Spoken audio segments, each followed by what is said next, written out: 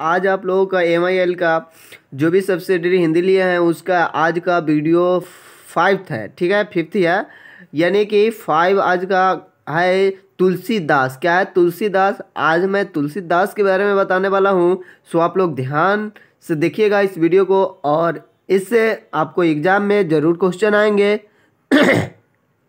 तो चलिए स्टार्ट करते हैं। तो पहला क्वेश्चन जो है, गोस्वामी तुलसीदास किस काल के कवि है? तो ये है भक्ति काल के। किस काल के? भक्ति काल के। फिर आपका जो अगला क्वेश्चन है वो है, तुलसीदास कैसे कवि के रूप में मान्य है? तो ये है सगुन कवि। सगुन और निर्गुण में पहले ही बता चुके हैं।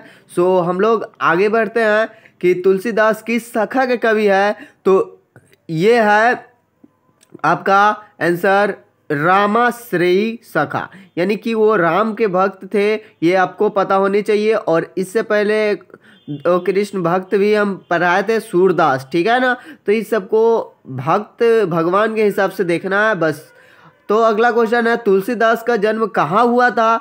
तो ये है सोरोया राजापुर, ठीक है, तुलसीदास सोरोया राजापुर। फिर आपका अगला क्वेश्चन है, तुलसीदास का जन्म कब हुआ था? तो यह है 1532 ईस्वी में। फिर आपका अगला क्वेश्चन नेक्स्ट है, तुलसीदास का बचपन का नाम क्या था? तो इसका बचपन का नाम था राम बोला। यानी कि बचपन में जिस समय इनका जन्म हुआ था, इनकी उम्र काफ़ी ज़्यादा, यानी कि जैसे कि सबके तुलना में 10 वर्ष में, यानी 9 माह में बच्चा जन्म दे देता है, परंतु इसने, इनकी माँ ने कुछ बहुत देर बाद जन्म दिए थे और जन्म देने के पश्चात ये बोल दिया होता, राम बोला, मतलब राम राम बोला था, ठीक है ना। तो उनके पप्पा जी इसको बोले थे कि, उनको बोले थे कि राम बोला, मतलब राम का नाम बोला और वही से नाम इनका हो गया राम बोला, ठीक है ना। तो इसको भी ध्यान में रखना है, राम बोला। बात समझ में आ रहा है कि वो जन्म लेते ही राम बोला, ठीक है, ये सत्य बात है। तो चलते हैं अगले क्वेश्चन, तुलसीदास का पालन पोषण किसके द्वारा हुआ था?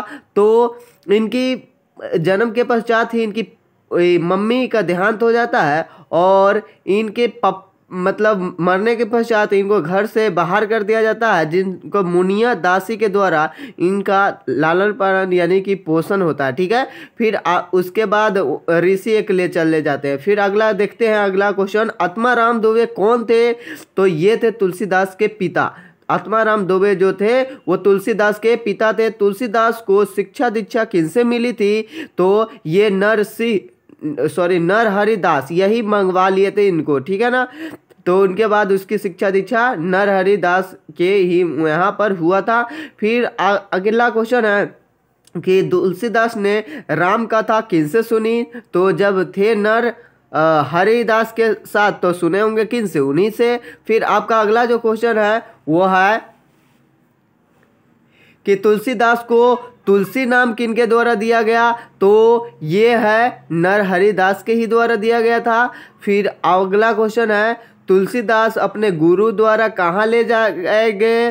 तो ये काशी गए थे। फिर अगला क्वेश्चन है, शेष सनातन जी की पाठशाला कहाँ थी?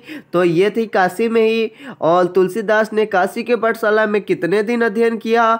तो ये 15 वर्ष तक अध्ययन किए थे, ठीक है, और वहीं से उनका विवाह भी हुआ था। तो इनके डिटेल में नहीं जाते हैं, जो क्वेश्चन है उन पर बात करते हैं। तुलसीदास का निधन कब हुआ? तो ये 1623 ईस्वी में हुआ था। तुलसीदास के कवि कितने ग्रंथ माने गए थे? तो ये 12 माने गए थे, उनमें से 7 जो थे, अगला क्वेश्चन जो है उसमें होगा, तुलसीदास की लोकप्रियता का आधार ग्रंथ कौन सा है? तो श्री रामचरितमानस है। तुलसीदास के बड़े ग्रंथ कितने हैं? तो इसमें है 5, तो छोटा कितना हो जाएगा? 7। तो तुलसीदास के छोटे ग्रंथ कितने हैं? तो हो जाएगा 7, टोटल है 12, ठीक है। फिर आपका अगला क्वेश्चन जो है, तुलसीदास ने अपने मित्र रहीम के आग्रह पर किस ग्रंथ की रचना की? तो वैरवय रामायण, ठीक है। फिर आपका अगला जो क्वेश्चन है, रामाज्ञा प्रश्न तुलसीदास ने किनके अनुरोध पर रचा था? तो ये है बी गंगाराम के कहने पर। तो फिर हम लोग ने यहाँ पर बस 21 क्वेश्चन देख चुके हैं तुलसीदास के बारे में। लगभग चीज़ें जान गए हैं, तो अब इनके बारे में जो भी होगा, जो वो बोले हुए हैं, वचन दिए हुए हैं, यानी कहने का मतलब जो लिखे हुए हैं उन्हीं पर होगा आधारित। तो ये वीडियो अगले वीडियो में मिलेगा। तो अब तक आप लोग बस एक दो बार पढ़ना है, रीडिंग करना है, आपको ध्यान में रखना है और मेरा वीडियो को देखते रहिए। आपको अगर कहीं से भी दूसरा जगह से भी क्वेश्चन अगर आपको मिल रहा है तो उसको भी देखते रहिए, क्योंकि ऑब्जेक्टिव टाइप है तो अभी नया नया है, तो इसका ऑब्जेक्टिव कहीं से भी उठा सकता है। सो आप लोग देखते रहिएगा, ठीक है। इसका अगर ऑनर्स का वीडियो आज अगर आपको चाहिए तो आप लोग कमेंट में बताइए, नहीं तो कल नेक्स्ट डे आपका ऑनर्स का पेपर का वीडियो मिलेगा। सो आप लोग पढ़ते रहिए, आप लोगों का एग्ज़ाम शीघ्र ही है। तो फिर मिलते हैं अगले वीडियो में। Thank you for watching. और आप लोग ध्यान रखिएगा कि हिंदी का जो एग्ज़ाम होगा उसका, और सबसे पहले हम यहाँ पर इसका सोल्यूशन डालेंगे। आप लोग ज़रूर देखिएगा कि कितना सही हुआ और कितना गलत हुआ, आप लोग ने बना करके आए तो फिर मिलते हैं। Thank you for watching.